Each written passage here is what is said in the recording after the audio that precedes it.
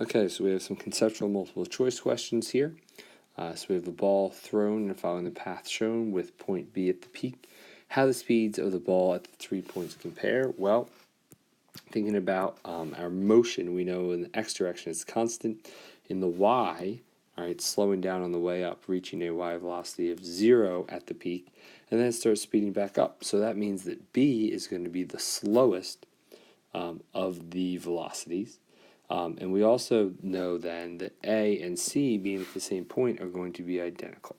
So we end up with VB is greater or is less than VA and VC, which are equal to each other.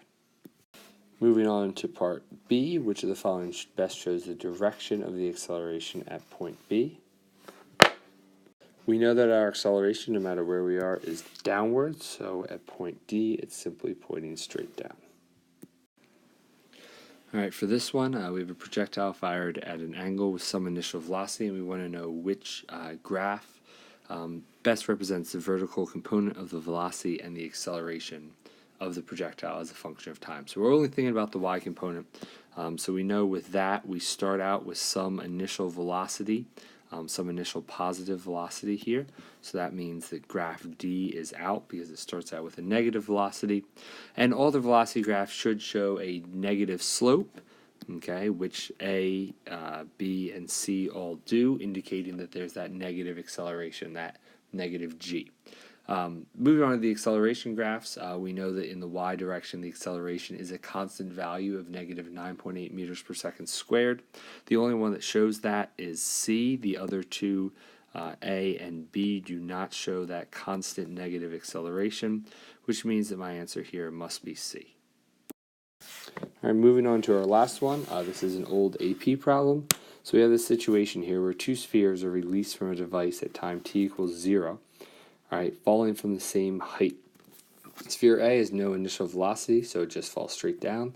Sphere B is given an initial horizontal velocity with a magnitude of v, and it travels some horizontal distance d here before landing on the ground. All right. We know, we're actually told here that the spheres reach at the same time. This is similar to the demo we did in class with the drop and shoot, right? We heard them land at the same time. Even though B covers a greater distance, right? A just falls down, B actually follows that pathway there. So the first thing we want to do is think about our forces on both sphere A and sphere B.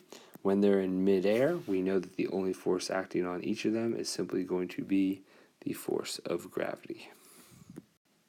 For part B, we want to sketch the horizontal velocity of each object, right, as it's thrown through the air. So for object B, we have some horizontal velocity. We don't know what it is, but it's some value there. So we're going to call that B. For object A, we're going to have no horizontal velocity. It's dropped straight down, so its y velocity is just going to ride that x-axis. It's equal to 0. All right, for this last part, we want to explain in a clear, coherent paragraph-length response why the spheres reach the ground at the same time, even though they travel different distances. So this, of course, is one of those paragraph-length response questions, and so for these, we want to make sure we're thinking about explaining this in a logical order. We also want to make references to our answers for part A and B because it specifically says make reference to your answers for part A and B. So I always think for problems like this, it's best to start with something that we know for sure, a fact. And so what I would start with is what we did in part A, the fact that the forces acting on both spheres are the same and therefore their vertical accelerations are the same. The next point that I would make is that both spheres start with an initial vertical velocity of 0. The next thing I would say is I think we do need to acknowledge that the one sphere, sphere B, does have a greater horizontal velocity, but we should note that that horizontal motion has no effect on the vertical motion. So that means, okay, in summary, that since their vertical motions are the same, it will take the same amount of time to fall the same height.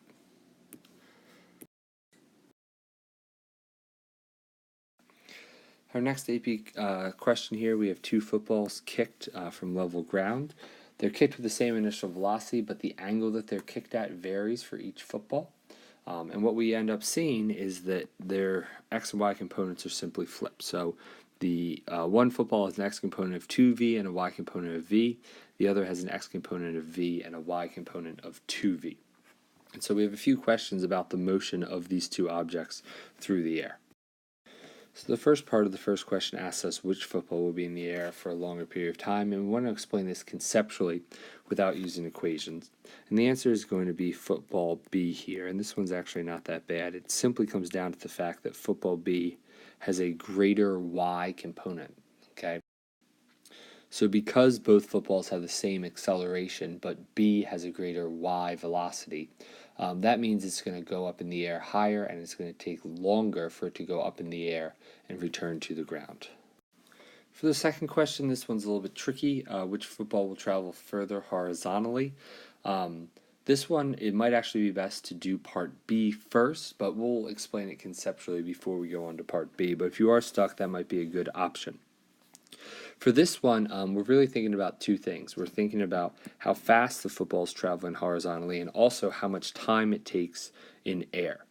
Okay, so we know that football A is traveling twice as fast horizontally. However, football B is in the air for a longer period of time. In fact, it's going to be in the air for twice as long because it's 2 times the initial velocity, so it's going to take twice as long for gravity to slow that football down to a stop and then send it back down in the opposite direction. So what all this means is that the two footballs travel the same distance. Neither one travels further. So I would just focus on the fact that A has twice the horizontal velocity, but B will be in the air for twice as long because it's twice the vertical velocity. And this means those two effects cancel out and they travel the same distance. The one other point you could make is that these angles are complementary angles, and we know that projectiles launched at complementary angles do travel the same horizontal distance. All right, moving on to part B, we want to derive an expression for the distance traveled by each football. We're going to answer in terms of V and fundamental constants. So I'm going to set up my X and Y chart for each object and go from there. So I'm going to go ahead and fill in the things I know here. I know that my acceleration in the X is 0 and in the Y negative g. For ball A, I know my initial velocity in the X is 2v, which is also my final because it's traveling at a constant speed. And my initial in the Y is v. Since we're thinking about the total distance it travels, I'm just going to go ahead and fill in that this is negative v here, and that's just because I'm thinking about this entire flight through the air, and I know that when I return to the same height, my Vy here is just the negative of my V initial in the Y direction. Going over to the other object for B, I know that the acceleration is 0 and negative g, of course. My initial in the X here is V, which is also my final. And in the Y direction, my initial is 2V, meaning my final is negative 2V.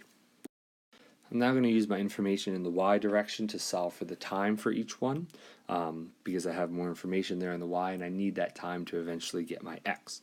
I'm going to use my VF equation. There are some other options here, but for ball A, I'm going to have V, negative V is equal to V minus GT. Solving for T, I get that time here is 2V over G. For ball B, I'm going to have negative 2v equals 2v minus gt, and therefore my time is going to be 4v over g. So now I have the time for each object. I can now use that in the x equations to get the displacement. So using that delta x equation, knowing that second term goes away, for ball A, I get that my delta x is going to be 2v times 2v over g, which becomes 4v squared over g. For ball B, it's going to be delta x is equal to v times my time, which is 4v over g, and that also simplifies to 4v squared over g.